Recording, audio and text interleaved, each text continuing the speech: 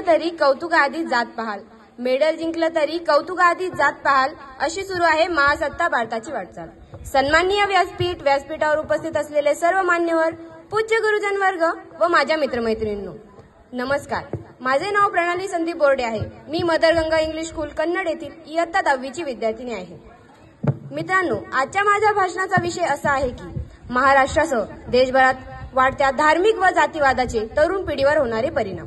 महाराष्ट्र आणि देशभरात वाढत्या धार्मिक व जातीवादाच्या तरुण पिढीवर होणारे परिणाम हा विषय समाजासाठी अत्यंत चिंतेचा विषय बनला आहे।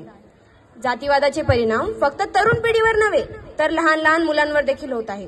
जातीवादामुळे तरुणांच्या मनात आपल्या जातीसाठी गर्व आणि अन्य जातींविषयी द्वेष निर्माण होत आहे।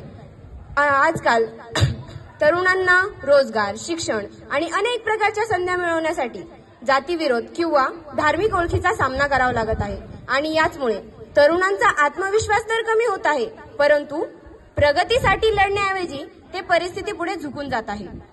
एक होण्याचे बळ आता का आपल्या छातीत नाही? एक होण्याचे बळ आता का आपल्या छातीत नाही? टाळा बाबा टाळा, तो आपल्या जातीत नाही। मित्रांनो, आज जातीवादामुळे सांस्कृतिक परंपरेत देखील अडथळे येत आहे।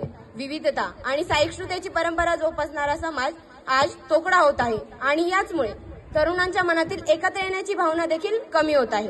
अनेक राजकीय पक्ष, नेते जातीवादाचा वापर करून तरुणांना चिथावणी देत आहेत आणि त्यांच्यामध्ये द्वेषाचे बीज पेरले जात आहे आणि याचा वापर करून अनेक निवडणुकीत किंवा राजकीय फायद्यांसाठी राजकीय पक्ष करून घेत आहेत। तरुणांमध्ये द्वेषाचे बीज पेरले जाणे हा फक्त आजच्याच पिढीचा नव्हे तर पुढच्या अनेक पिढींसाठी धोक्याचा संकेत आहे। लोकराजा शाहूजी महाराज यांनी सांगितले, जाति को समर्थन देना अपराध है, जातिवाद का अंत करना जरूरी है। हमारे देश की उन्नति का सबसे बड़ा बाधा जाती है। आणि खरंच भारत देशाच्या प्रगतीतला सर्वात मोठा अडथळा म्हणजे जातीवाद। भारत देशाच्या प्रगतीमध्ये जातीवादाचा इतका मोठा हात आहे की जातीवादामुळे भारत देश पूर्ण आतून कमजोर होत आहे आणि भारत देशाची प्रगती सुद्धा धोक्यात येत आहे आणि त्याचमुळे भारत देशाची एकात्मता देखील धोक्यात येत आहे। जातीवादामुळे तरुणांच्या मनात एका विशिष्ट जातीविषयी नकारात्मक ऊर्जा येत आहे आणि म्हणूनच आपण सर्वजणांनी याला सामोरे जाण्यासाठी एकत्र येऊन प्रयत्न केले पाहिजे आणि सरकार, समाज आणि तरुणांनी एकत्र येऊन प्रयत्न करणं अत्यावश्यक आहे।